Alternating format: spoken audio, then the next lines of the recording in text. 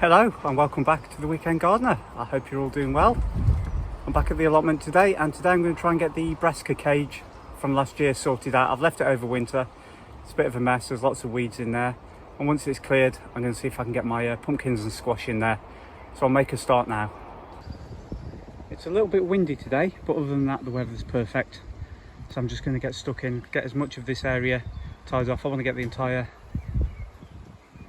caged area sorted out, pull back the weed membrane and get the pumpkins in. Should only take me an hour or so, maybe two, and then this area will be finished. So I'll get started now. That's half the brassica cage done, the worst half. It took about 2 hours in total. I've tried to disturb the soil as little as possible, but some of the weeds were quite tall and the roots went down, so I've had to dig a few docks out and things like that. And I'm not going to get time to pull this membrane back, but I can imagine it's just going to be full of mare's tail underneath, and I've not had time to sort the grass out around the outside, but all that can wait for tomorrow when I come back down again. Good morning and welcome back. Sunday morning down at the allotment, and today I'm going to try and get the melons and pumpkins into the ground finally. I'm going to start off in the small lean-to greenhouse which I'm in at the moment. I'm just going to get myself set up, get all the tools that I need, and I'll just show you the process that I'm going to be using to try and get some melons this year. I've grown them for the past couple of years, but I've only ever got 2 melons off them. They just sort of die off for some reason. So I'm going to try something a little bit different this year, and hopefully it'll work. So I've spaced the melons out 20 inches or 50 centimetres. So I'm just going to get 4 along this bed, 1 there, and I've also in the corner got a watermelon which I'm hoping will trail around the bottom of the greenhouse, give it a little bit of cover, stop the water evaporating quite so quickly. I'm also going to sink some bottles into the ground so that I can water, and the water goes directly to the roots and doesn't just sit on the top of the soil. And I'm going to put some guidelines up. I'm going to run them up to the roof beams and across to the wall at the back, and that should give them enough room to spread out, and you get plenty of light in this greenhouse first thing in the morning. So I'll just get all my kit together and I'll show you the first one.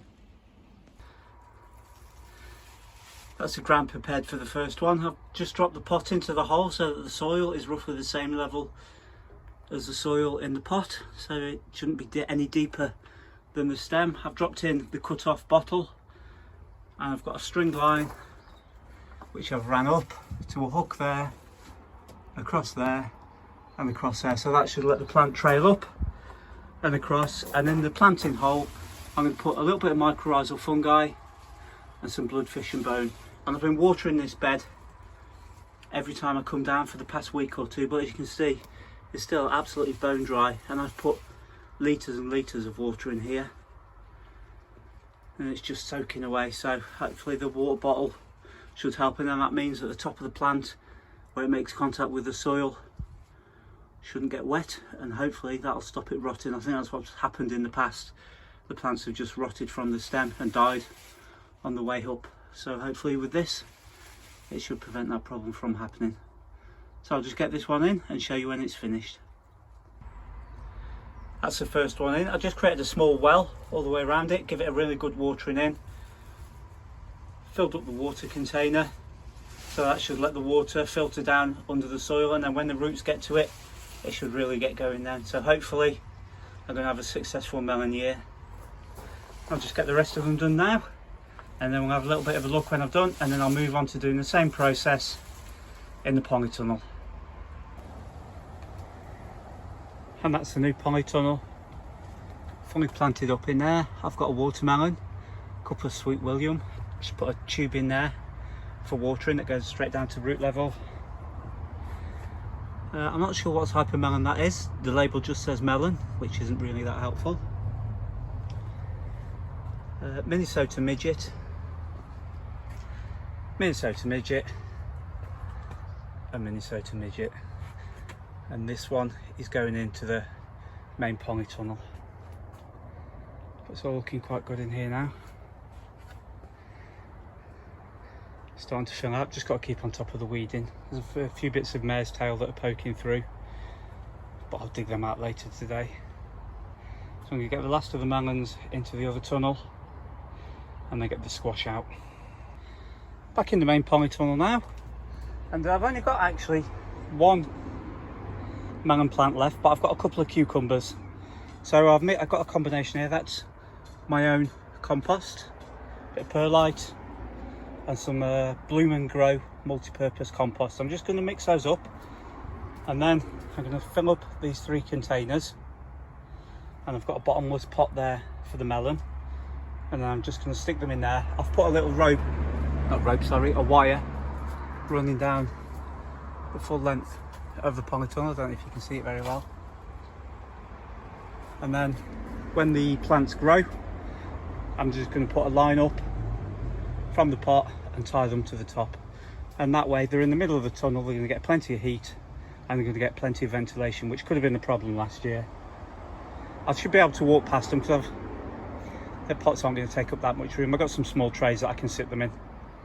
So I'll get the compost mixed up, get the polytunnel tidied out a little bit so I can walk around and get them in, and then hopefully I'll finally get round to getting the squash in. Polytunnel all planted up. Got a crystal apple cucumber there with a couple of strings going up that I shall tie the stems to. Market Mule cucumber, same again. Minnesota midget melon, tomatillo, and a chocolate habanero bell pepper. I've just got to find something to do now with the last 4 of the giant onions, and then the rest of this I'm going to see if I can get planted out now. I've dug out as much mare's tail and couch grass as I can. I've just given it a quick hoe over and a rake.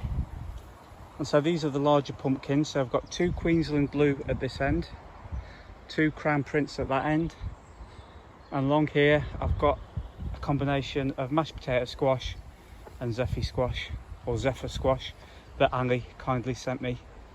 So with these I'm going to see if I can get them to climb up the poles. I may or may not be able to. That's another mashed potato, and then I've got a couple of courgettes and some more mashed potato and Zephyr squash down here. So I'm just going to get these planted in now,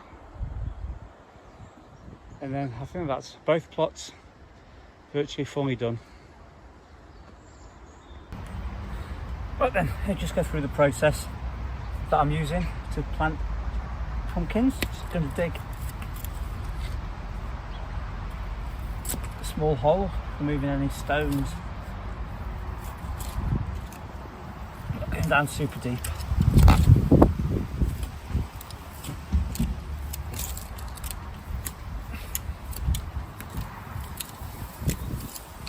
Just roughly the depth of the blades on the fork. Then good couple of handfuls of my own compost.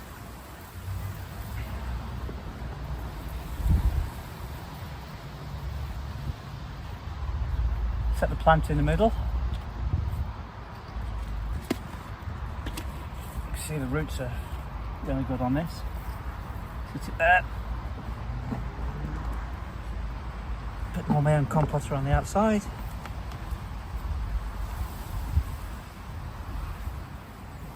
Firm it in and then mound it up with the soil that I've dug out.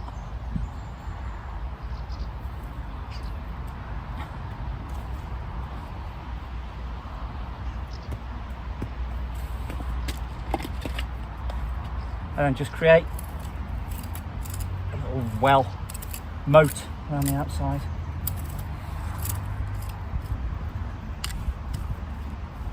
So any water that we do get filters down to the roots.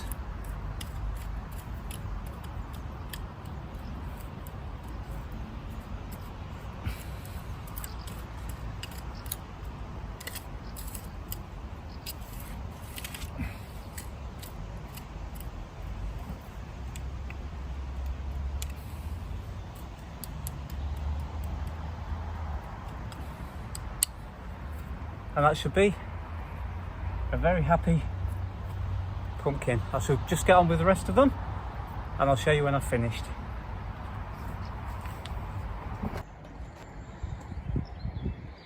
That's the pumpkin and squash garden planted up, all watered in. So all I've got to do now is grow. We're having a mixture of sunshine and showers at the moment, which is perfect. And I've also got first harvest of strawberries of the year. I've got 2 more patches, and the patch that I got them off is only sort of half gone, so there should be plenty more to go at. That's all I've got time for this week, so I'd just like to say thank you for watching the video. I'll see you again next week.